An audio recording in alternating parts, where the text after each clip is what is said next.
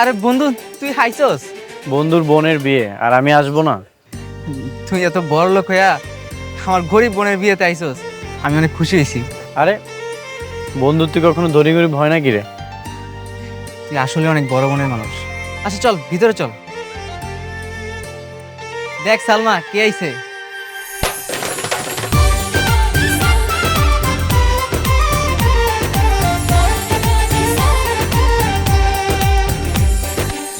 তোরে কইছিলাম না আমার বন্ধু আদনান আইবো। এই হইছে আদনান। বন্ধু, আমার বোন সালমা। আসসালামু আলাইকুম ভাইয়া। ওয়ালাইকুম আসসালাম। আচ্ছা থাক তাহলে, যে কোনো সময় কাজে আয়া পড়বো। চল বাইরে যাই।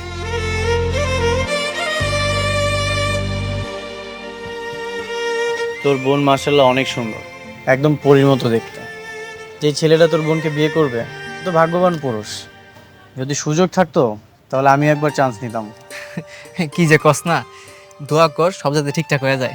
কথা ছিল মোটরসাইকেল দিবেন, বিয়ের আগেই আমি মোটরসাইকেল চাই, নাইলে এই বিয়ে হইব না। বিশ্বাস করেন ভাইজান, আমি লোন উঠাইতেছি, এক সপ্তাহের মধ্যে লোনটা হয়ে গেলে আপনার মোটরসাইকেল আমি কিনে দেবো। রাখেন মিয়া আপনার এই সব বিশ্বাসের কথা, এই সব কথা বাদ দেন। মোটরসাইকেল দিবেন, না হলে এই বিয়ে হইব না।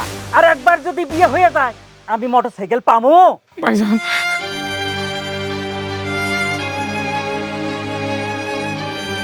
কিসের মোটরসাইকেল? কথা ছিল বিয়াতে পাত্রের একটা মোটরসাইকেল দেওয়া লাগবো। এখন সমিতির লোকটা অসুস্থ হয়ে পড়ছে, তো এই সপ্তাহে টাকাটা উঠাতে পারিনি। তার মানে তোরা যৌতুক দিচ্ছিস? কি করুম কম, ভালো পাত্র তো পাওয়া যায় না। যতই কান্নাকাটি করেন কোনো লাভ হইব না। মোটরসাইকেল দিবেন নাহলে টাকা দিবেন, তাহলে কিন্তু আমার ছেলে আমি ফেরত নিয়ে যাবো। এইরকম ফকিন্নি ঘরে আমি ছেলে বিয়ে দিমু না। ফকিন্নি তো আপনি। এই যুগে নিজের ছেলেকে বিয়ে করানোর জন্য ভিক্ষুকের মতো ভিক্ষা চাইছেন? আমি ভিক্ষুক? হ্যাঁ আপনি ভিক্ষুক। না না, আপনি ভিক্ষুক না, তাহলে তো তাদেরকে অপমান করা হবে। আপনার কি লজ্জা করে না আপনি যে যৌতুক চাইছেন? একটা মানুষ তার আদরের মেয়েটাকে আপনাদের হাতে তুলে দিচ্ছেন, আর আপনারা কিনা টাকা চাইছেন? আদনান চুপ কর। ভাইজান কিছু মনে করেন না, ও তো ছোট মানুষ, তাই এই কথা বলে ফেলছে। আঙ্কেল চুপ করেন। এরকম ফ্যামিলিতে আপনার মেয়েকে যদি বিয়ে দেন, ওর ভবিষ্যৎটা শুধু শুধু নষ্ট হবে। ওদেরকে এখান থেকে বের করে দিন। আপনার মেয়ের জন্য খুব ভালো পাত্র পাবেন। এত বড় অপমান, এর পরেও কি আপনার মনে হয় এই মেয়েরে আমি ছেলের বউ বানাবো? অসম্ভব। আরে রাখেন আপনার বিয়ে। 5 মিনিটের মধ্যে এখান থেকে বের হয়ে যান, আর অন্য কোথাও যে ভিক্ষা করেন যান। এই চল, এই ছোট লোকদের বাসায় আন না। আয়।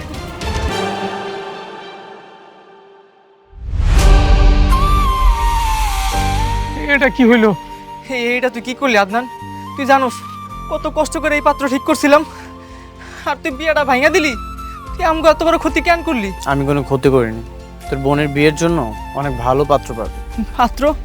আমার বোন এখন বিয়া করবো কে? কই পাবো পাত্র? মুখে ক যতটা সহজ, বাস্তবতাটা কিন্তু অত সহজ না। তুই করবি আমার বোনের বিয়া?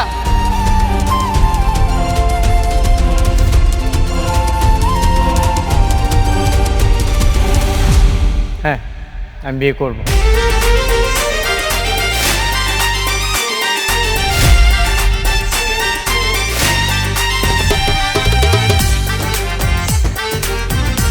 তোর বোনকে যখন প্রথম দেখেছিলাম তখন আমার অনেক ভালো লেগেছিল। দেখ, জন্ম মৃত্যু বিয়ে সব কিছু তো আল্লাহর হাতে। তোর বোনকে হয়তো আমার ভাগ্যে লেখা ছিল।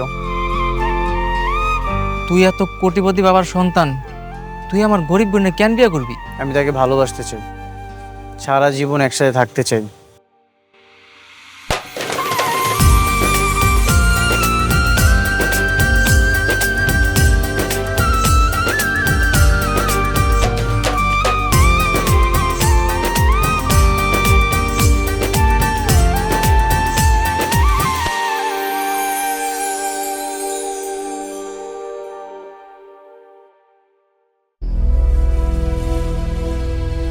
তোমার বাবা কি করেন?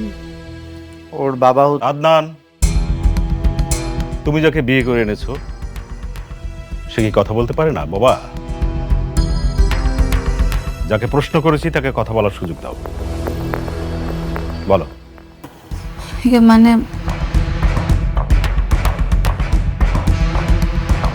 আমার আব্বাই, আমরা যে বস্তিতে থাকি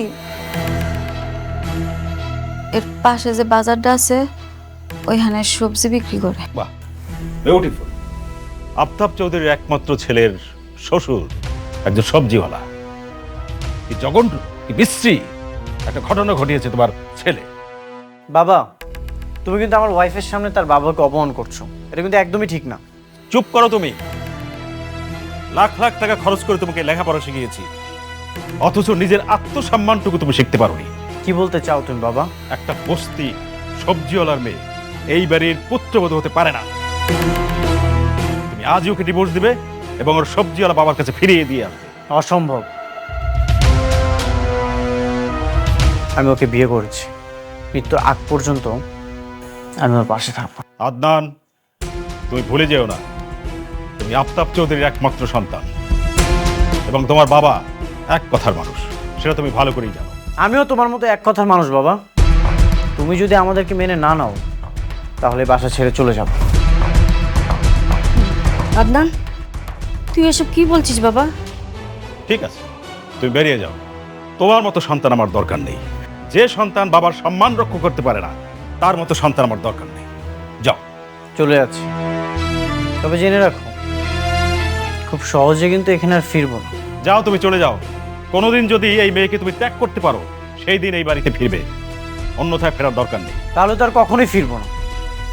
তোমরা ভালো থেকো, চলে যাচ্ছি। আদনান, যাসনি বাবা। আজ থেকে তোমার সকল সুযোগ সুবিধা এবং ব্যাংক অ্যাকাউন্ট আমি বন্ধ করে দেব। তোমার যা ইচ্ছে তুমি তাই করো।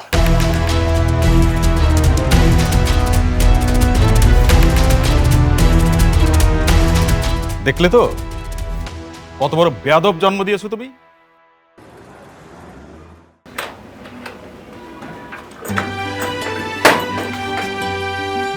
তোরা কিন্তু চাইলে আমগুলোকে থাকতে পারতি, আমি আর বাবাই তো থাকি শুধু।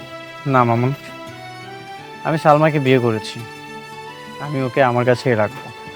কোনোভাবেই চাই না বিয়ের পরও সালমাকে কেউ কোনো ধরনের কথা শোনাক। কে কি করবো? কেউ কিছু করবো না। আচ্ছা বাদ দে, আমরা এইখানেই থাকতে পারবো। দেখি যত দ্রুত সম্ভব একটা চাকরির ব্যবস্থা করতে হবে। চাকরিটা হয়ে গেলে তারপর একটা ভালো বাসা দেখে ভাড়া নিয়ে নিব। আচ্ছা ঠিক আছে, কোনো সমস্যা হলে জানিস কিন্তু। ভাইয়া, আব্বার দিকে খেয়াল রাখিস। আব্বা তো খালি কান্না করে। আব্বারে কইস কান্না না করতে। যদি কিছু লাগে তাহলে আমি তো এখানে আছি, এখানে আমার লগে দেখা করে যাব। আচ্ছা ঠিক আছে, ঠিক আছে, আমি তাহলে যাই। নে, ভালো থাকিস, যাই।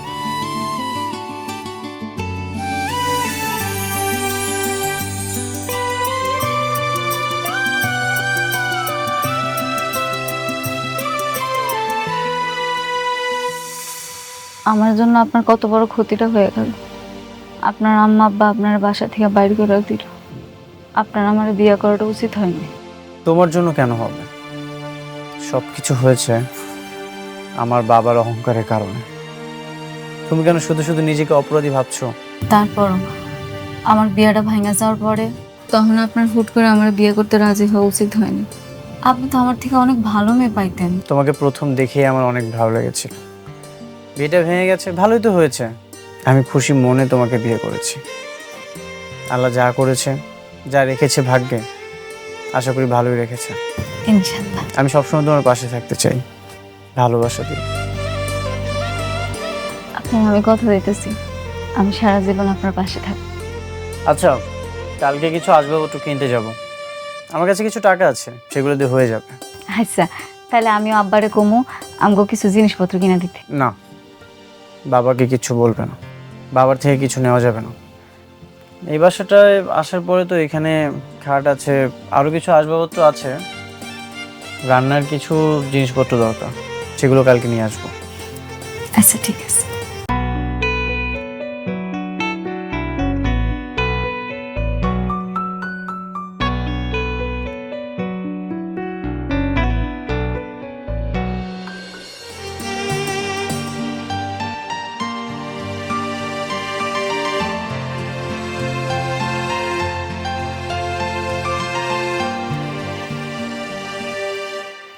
সালমা, এই সব কিছু নিয়েছি, আমার অনেক পছন্দ হয়েছে। আপনি কি পাঙ্কো এত কিছু কেন নিছেন? এত কিছু কি লাগবে আমগো? কি বলতেছো তুমি?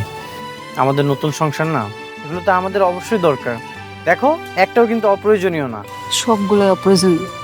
আপনি কেন বুঝতেছেন না? এখন আমাকে হিসাব করে চলতে হবে। তাই বলে আমাদের সংসারটা সাজাবো না? ভাইজান, আপনার হিসাব ঠিকই আছে। ভাবি মনে একটু বেশি কিপটা। না ভাইয়া, আমরা কিপটা না, আমরা গরিব। তা আল্লাহ বাঁচাইলে এই দিন আমগো থাকবো না। ওনার একটা চাকরি হয়ে গেলে আপনার দোকান থেকে সব কিছু নিয়ে যাবো, বেশি বেশি করে নিয়ে যাবো, কথা দিলাম। ঠিক আছে ভাবি। আচ্ছা, কি কি লাগবে দেখো। শোনেন, আমি আপনার বুঝায় বলতেছি।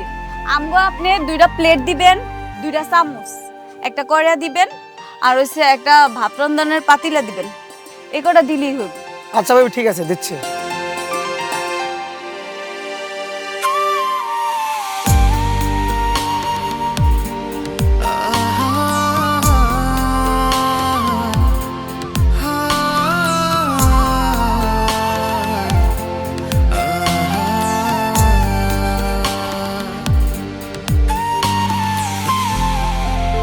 সালমা, এখন কি মনে হচ্ছে জানো?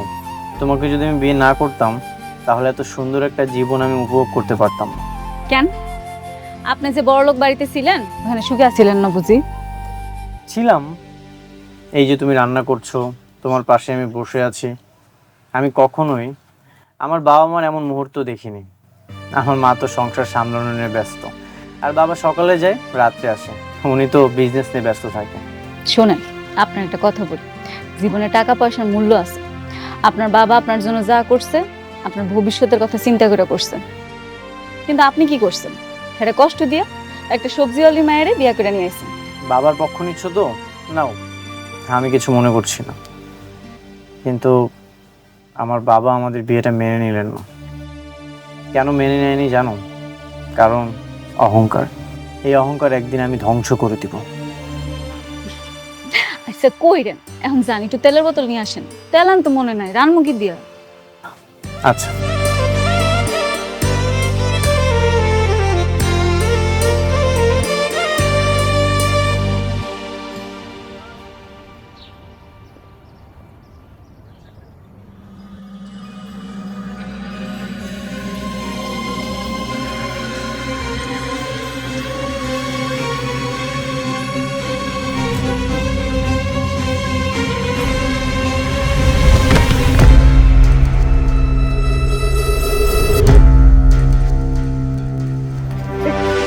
সালমা, সালমা, কি হয়েছে তোমার?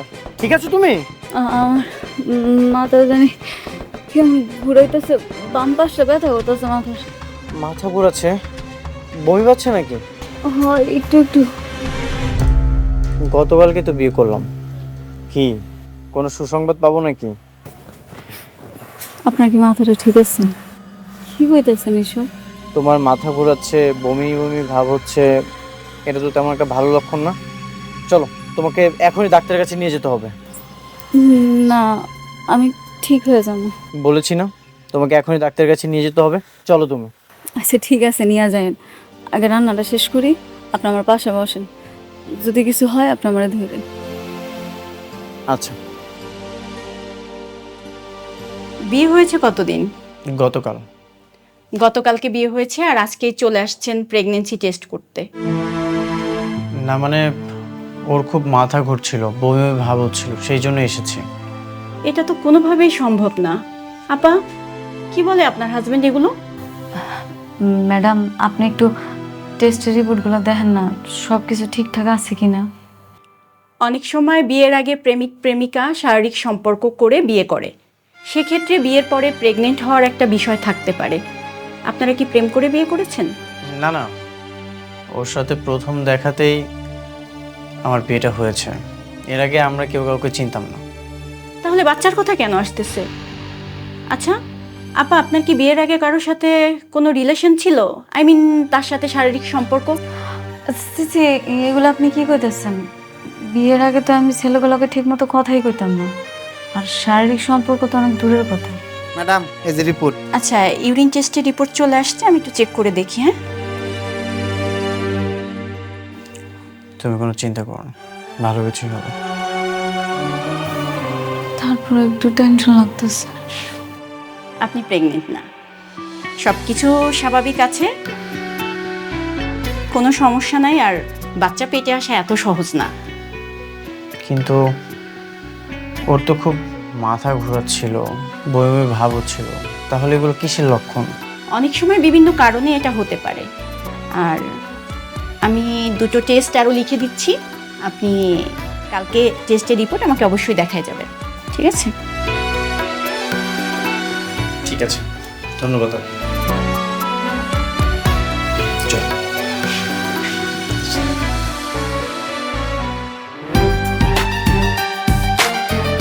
সালমা, দোয়া করো আজকে যেন চাকরিটা হয়ে যায়। চাকরিটা হয়ে গেলে আমাদের অভাবের দিন আর থাকবে। ইনশাল্লাহ, আমার মন বলতেছে তোমার চাকরিটা হয়ে যাবে। ও, আজকে তো ডাক্তারের কাছে যাওয়ার কথা, তাই না? ও হ, সমস্যা নাই, ভাইয়া আছে না, আমি ভাইয়া নিয়ে চলে যাও।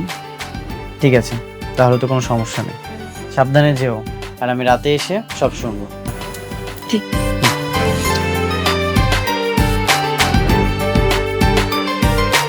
আসি।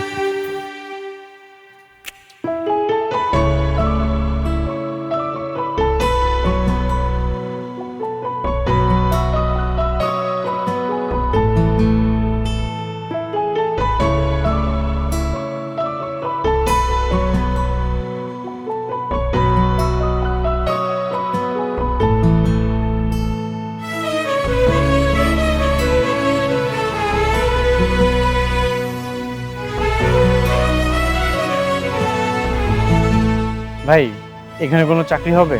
না ভাই, এখানে কোনো চাকরি হবে না।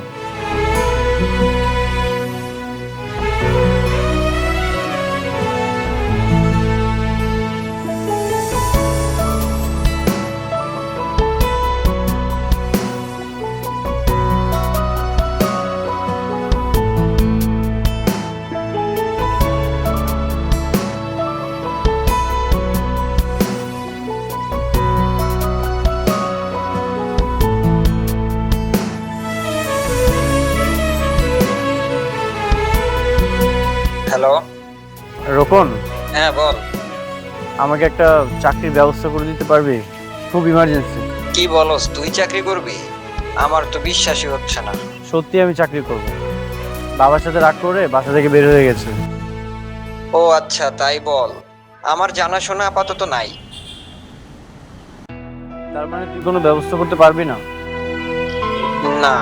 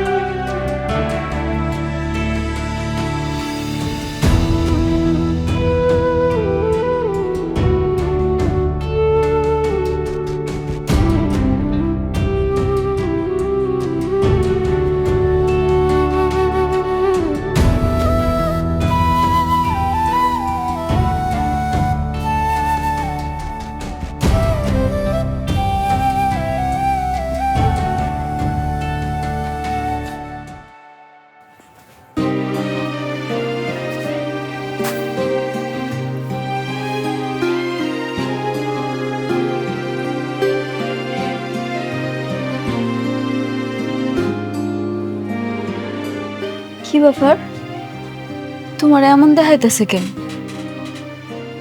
তোমার কি মন খারাপ? ইন্টারভিউ ভালো হয় নাই? ভাইয়ার নাম্বার দিয়ে কিন্তু ফোন দিছিলাম, ফোন তো রিসিভ করো নাই। তখন টের পাইনি।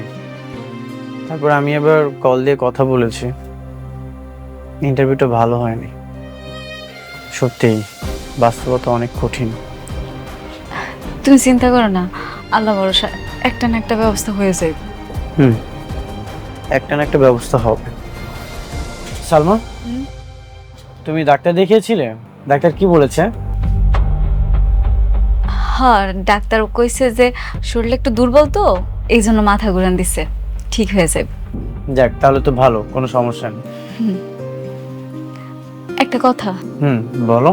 কালকে যে আমরা এত কিছু কিনলাম, চাল তো কিনতে মনে নাই, সকালবেলা যে রান্না করবো বাসায় তো চাল নাই। তুমি চিন্তা করো না, কালকে একটা ব্যবস্থা হবে। আচ্ছা, তাহলে তুমি হাত মুখ ধুয়ে ফ্রেশ হয়ে নাও, আমি তোমার খাওয়ানোর ব্যবস্থা করি।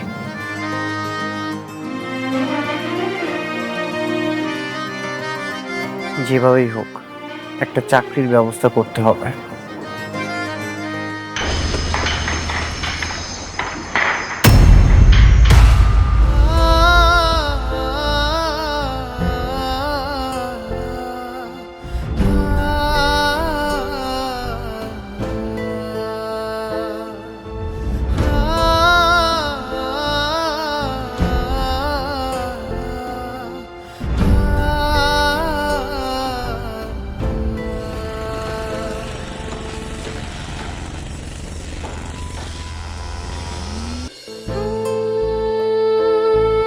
থাক, আর লুকাই দেবো না, দেখছি আমি।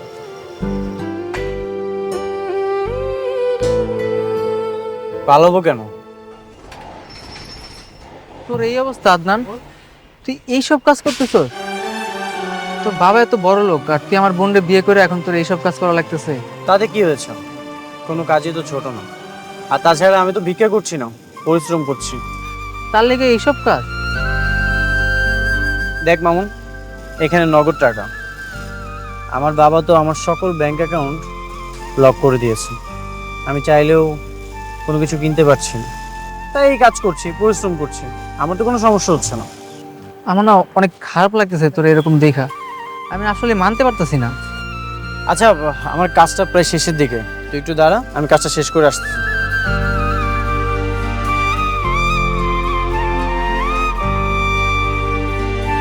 সালমা, সালমা। আরে ভাইয়া, দুই বন্ধু দেখে এক লগে, ভালোই হয়েছে। ভাইয়া ভিতরে আয়, খাওয়ার ব্যবস্থা করি। না রে সালমা, খামো না, তোর একটা কথা কইতে আইছি। কি কথা ভাইয়া? আজকে আদনানে দেখলাম রড সিমেন্টের কাজ করে সংসারে টাকা ইনকাম করতেছে। আমি দেখে অনেক অবাক হয়েছি। ও কত বড় লোকের ছেলে, ও বাবার কোটি কোটি টাকা, আর ও কিনা এইসব কাজ করতেছে। বাদ দে না দোষ, খামারটা কেন বলতেছোস? কাজ তো কাজই। বন্ধু হইয়া বন্ধুর কষ্ট দেখতে অনেক খারাপ লাগে, আর তোর এই পরিণতির জন্য আমরাই দায়ী। কি যে বলস, তোরা কেন দায়ী হবে? ভাইয়া ঠিকই কইছে, সব দোষ আসলে আমার। আপনি একটা কাজ করেন না, আপনি আমার ডিভোর্স দিয়ে আপনার আম্মা আব্বার কাছে চলে যান, গিয়া কইবেন আপনি আমার ডিভোর্স দিয়েছেন, দেখবেন ওনারা আপনার ঠিক মাইনা নিব। সালমা, আর কখনোই কথাটা মুখে নিবে না। আমার মৃত্যুর আগ পর্যন্ত একসাথে থাকবো। যা কষ্ট করো দরকার সব কিছু করো। আপনি কেন বুঝতেছেন না? এখানে থাকলে আপনার জীবনটা শেষ হয়ে যাইব। হোক শেষ, তাতে কোনো সমস্যা নেই। আমরা বাঁচতে হলে একসাথে বাঁচবো, আর মরতে হলেও একসাথে।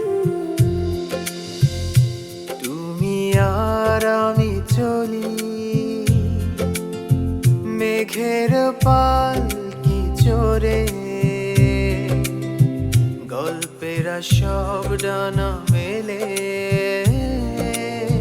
রঙিন এই শহরে। হাজার বছর কাটুক না হয় এভাবে হাত ধরে,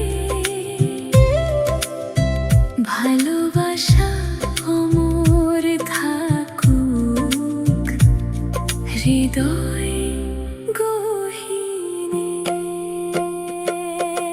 একটুখানি থেকো পাশে, মন যে তোমায় ভালোবাসে।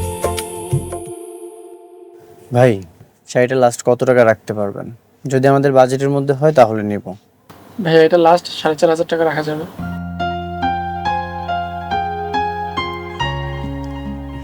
সালমা, আমার কাছে 500 টাকা আছে। এই শাড়িটার দাম তো অনেক বেশি। তুমি একটা কাজ করো, 300-400 টাকার মধ্যে একটা শাড়ি নাও।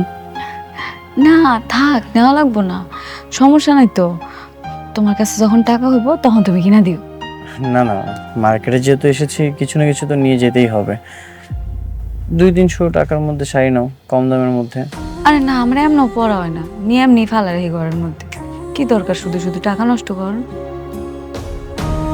ঠিক আছে, তাহলে চল। কি হলো ভাইয়া, নেবেন না? আসলে আমাদের বাজেটের মধ্যে হচ্ছে না তো, অন্য এক সময় এসে নেব।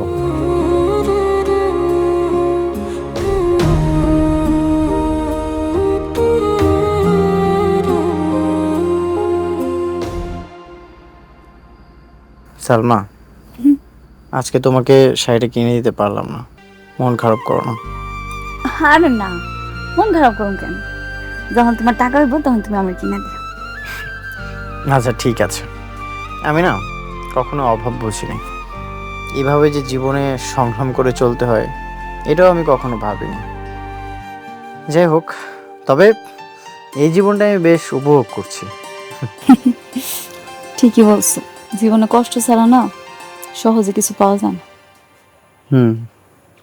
আচ্ছা, সকাল 7টার দিকে আমাকে ডেকে দিও, দেরি হয়ে গেলে তো অনেক রোদ উঠবে, তখন কাজ করতে কষ্ট হবে।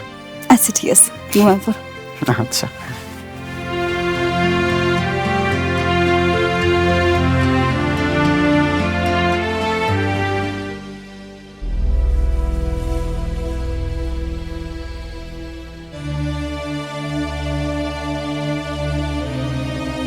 কেমন আছো মারিয়া? ভালো, কিন্তু কে আপনি? তুমি আমাকে চিনবা না, কিন্তু আমি তোমাকে খুব ভালো করেই চিনি। আপনার আসল পরিচয়টা দেন তো, কে আপনি? আমার আসল পরিচয় জানার আগে দেখো তো এই শাড়িটা চিনো কিনা। এটা তো ওই শাড়িটা যেটা আমরা পছন্দ করছিলাম না? একদম ঠিক ধরছো, এটা তোমার পছন্দের শাড়ি আর আমি তোমার জন্য আনছি। আপনি আমার জন্য আনছেন মানে? কে আপনি? আমি নোমান, অনেক আগে থেকেই তোমাকে পছন্দ করি, বাট তোমাকে বলা হয় নাই। এরপর একটা জরুরি কাজে ঢাকার বাইরে গেছিলাম, এসে শুনি তোমার বিয়ে হয়ে গেছে। কি কইতাছেন এসব? আপনারা তো এই এলাকায় আগে দেখছি বলে আমার মনে হয় না। আপনি আমারে কেমনে চিনেন? আরে ওইসব অনেক কথা, পুরাতন কথা বলে এখন লাভ নেই। তুমি এখন শাড়িটা নিলে আমি অনেক খুশি হব। না, আপনি দিলে আমি নিমু কেন? বন্ধু ভেবে, ভালোবাসার মানুষ তো হতে পারি নাই, বন্ধু তো হতে পারি, তাই না? কিন্তু প্লিজ মারিয়া, কোনো কিন্তু না, তুমি নিলে আমি খুব খুশি হব।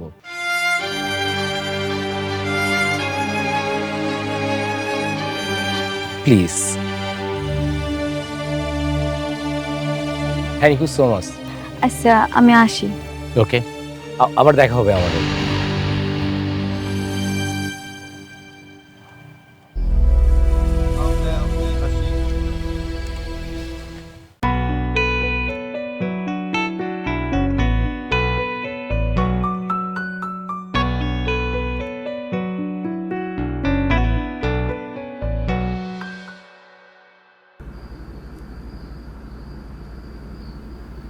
দেখো তো এই শাড়িটা আমারে কেমন দেখাইবো, মানাইবো না আমারে? এটা তো দোকানের শাড়ি, এটা তুমি কোথায় পেয়েছো? নিশ্চয়ই বাবার থেকে টাকা নিয়েছো, তাই না? না না, আব্বাই দেয় নাই। আর আব্বা এত টাকা কই পাইবো? এই শাড়িটা আমি গিফট পাইছি। গিফট করেছে? কে? আমি চিনি না। হ্যাঁ নাকি আমার অনেক আগে থেকেই চিনে, আমার নাকি পছন্দ করে। আজকে হঠাৎ করে রাস্তায় দেখা হইলো, তারপর আমার শাড়িটা ধরে দিছে। বাইরে একটা অপরিচিত মানুষের কাছ থেকে তুমি শাড়ি গিফট নিয়েছো? সে তোমাকে পছন্দ করে তাই? হ্যাঁ নিছি, কেন কি হয়েছে? কি হয়েছে মানে? তুমি কি ভুলে গেছো তোমার হাজবেন্ড আছে, তোমার সংসার আছে? জানি তো। তুমি কি রাগ করছো? রাগ করবো না তো কি করবো? নিজের হাজবেন্ড থাকতে তুমি অন্য একটা ছেলে থেকে গিফট নিয়েছো। আচ্ছা, আমি ইনকাম কম করি তাই? আশ্চর্য, তুমি আমার সাথে রাগ দেখাইতেছো কেন? এমনি চিৎকার করতেছো কেন? আমার ভুলটা কোন জায়গায়? জিনিসটা তো আমার পছন্দ হয়েছে, আর সে যখন দিছে আমি না করি কেমনে? তুমি কও। না করবে কিভাবে মানে? তুমি কালকে যেই শাড়িটা দিয়ে আসবে। আমি তো নিয়ে আনিছি শাড়িটা। গিফটের জিনিস মানুষ ফেরত দেয় কেমনে? যেভাবে নিয়েছো ঠিক সেভাবেই দিয়ে আসবে। আমি কিছু জানি না, কিচ্ছু শুনতে চাই না। দেব না ফেরত, দেখি তুমি কি করতে পারো। তোমার এখানে একটা ময়লা পড়ছে, দেখি। আরে না না, দেখি না।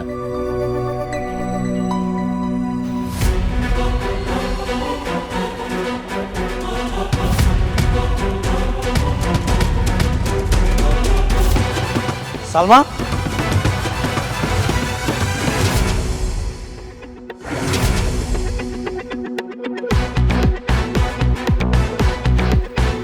ও তোমাকে শাড়িটা গিফট করেছিল? শাড়িটা কি ফেরত দিতে এসেছো? না, এমনি দেখা করতে আসছি ওনার সাথে। দেখা করতে আসছো মানে? তোমাকে না আমি বলেছিলাম শাড়িটা ফেরত দেওয়ার জন্য? কেন রে ভাই, ও শাড়ি কেন ফেরত দিতে যাবে? একটা মানুষের শখ থাকতে পারে না যে সুন্দর একটা শাড়ি পরার? আমি আমার ওয়াইফের সাথে কথা বলছি, তুমি এখানে কথা বলার কে?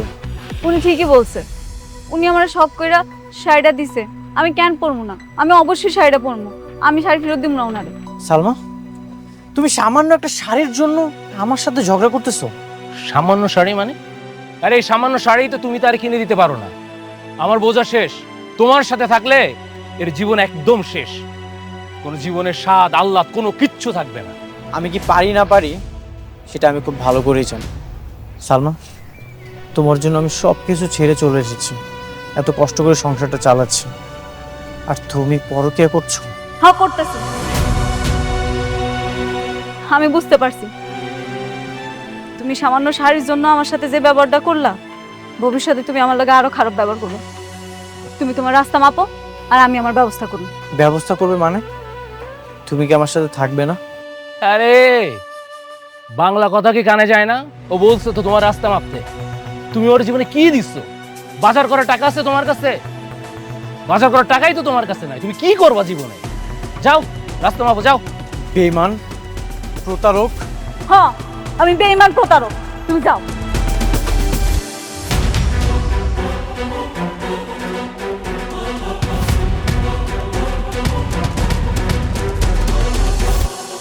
আমি আগেই জানতাম এই ছোট লোকগুলো ভীষণ লোভী হয়। ওরা যখন দেখেছে যে তুমি বড় লোকের ছেলে, তখন তোমাকে ভুলিয়ে বালিয়ে লোভ দেখিয়ে বিয়ে করেছে। আবার যখন দেখেছে তোমাকে বাড়ি থেকে বের করে দেওয়া হয়েছে, তখন তোমার হাত ছেড়ে অন্যের হাত ধরে চলে গেছে।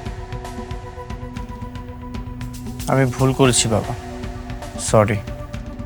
ডোন্ট ওয়ারি মাই সান, তুমি দ্রুত আমার অফিসে জয়েন করো, কাজের মধ্যে ঢুকে পড়ো। কিছুদিন সময় লাগবে, আমার মানসিক অবস্থা ভালো না। ঠিক আছে, কিন্তু বেশি সময় নিও না।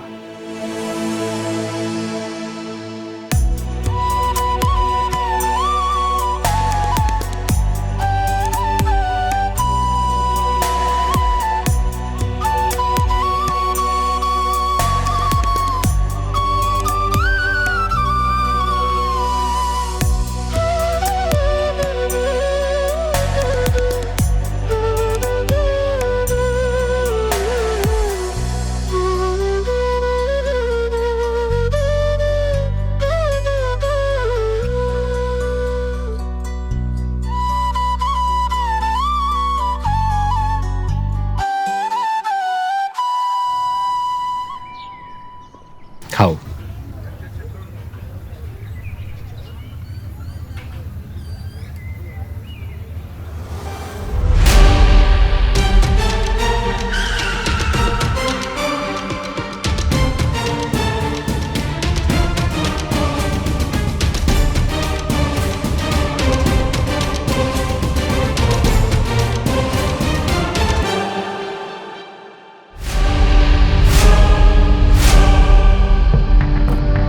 কি রে ক্যারেক্টারলেস, তোর তাহলে এমনই রূপ, মেয়ে পটিয়ে প্রেম করা?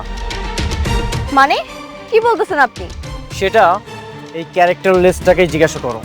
আর কত মানুষের সংসার ধ্বংস করবি তুই? আপনি আমার সাথে ভদ্রভাবে কথা বলবেন। তুই কি ভালো ব্যবহার পাওয়ার যোগ্য? আমার সাজানো গোছানো সংসারটা তুই ধ্বংস করে দিয়েছিস। তোকে তো আমি ভাইয়া ছাড়ুন। শুনুন, ওর কোনো দোষ নেই, সব দোষ সালমার। সালমাই মিথ্যা অভিনয় করতে বসছে, আর সালমা আমার বান্ধবী। মানে? আমি তোমাকে বলেছিলাম যে এই সব ঝামেলার মধ্যে আমি জড়াতে চাই না। দেখছো এখন কি হইলো? ভাইয়া, সালমা একটা কঠিন রোগে ভুগতেছে, ওর ব্রেন ক্যান্সার। আপনি ওকে ভালোবাসেন, তাই ও সরাসরি কিছু বলতে পারেনি। আপনি যাতে ওকে ভুল বুঝে চলে যান, এর জন্য এই অভিনয়টা করা। ভাইয়া, আপনার স্ত্রী আপনাকে ঠকায় নাই, সে ভাগ্যের কাছে পরাজিত হয়ে আপনার সাথে এটা করছে। তার মানে সালমা ভাগ্যের কাছে পরাজিত হয়ে এতদিন মিথ্যা অভিনয় করেছে।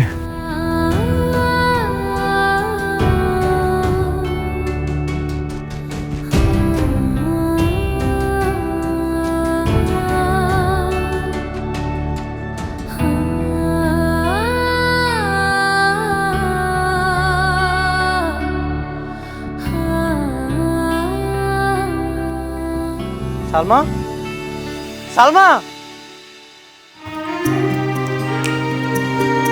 আদনান তুই সালমা কোথায়?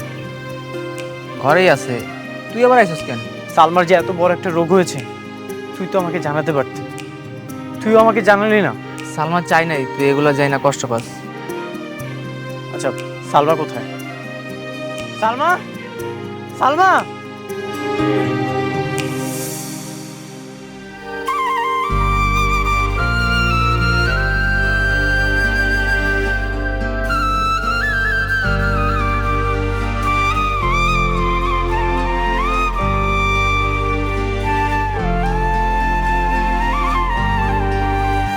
কেন এমনটা করলে? আমি কি তোমার কষ্টটা ভাগ করে নিতে পারতাম না? তুমি জানো না আমি তোমাকে কতটা ভালোবাসি। কেন মিথ্যা অভিনয় করেছো? কেন তুমি আমাকে ভুল বোঝালে? তুমিও তো আমাকে জানাতে পারতে। আসলে তুমি আমার মায়া এতটা জড়াই গেছিলাম, আমি না অনেক ভয় পাইতেছিলাম। তুমি যদি জানতে পারতো আমার একটা কিছু হয়ে যাইব, তখন তুমি সহ্য করতে পারতা না। তাই বলে সব কষ্ট নিজে বুকে চেপে ধরে রেখে আমাকে তুমি দূরে সরিয়ে দিবে? আমি আর বাসুম কয়দিন কো, মায়া ভাড়া লাভ আছে। দেখো, তোমার কষ্ট দিয়ে আমি কিন্তু সুখে নাই। বিশ্বাস করো, তোমার সাথে অভিনয় করার পর থেকে আমি অনেক কষ্ট পাইছি। আমি একটা রাত্রও ঘুমাইতে পারিনি। আমি তোমাকে অনেক ভালোবাসি। তুমি যতদিন বাঁচবে আমি তোমাকে আগলে রাখবো, আমার কাছে রাখবো। কথা দাও, তুমি আমার সাথে সব সময় থাকবে। কথা দিলাম, যে কয়দিন বাঁচি তোমার সাথে বাঁচব, মরতে হলো তোমার বুকেই মরণ।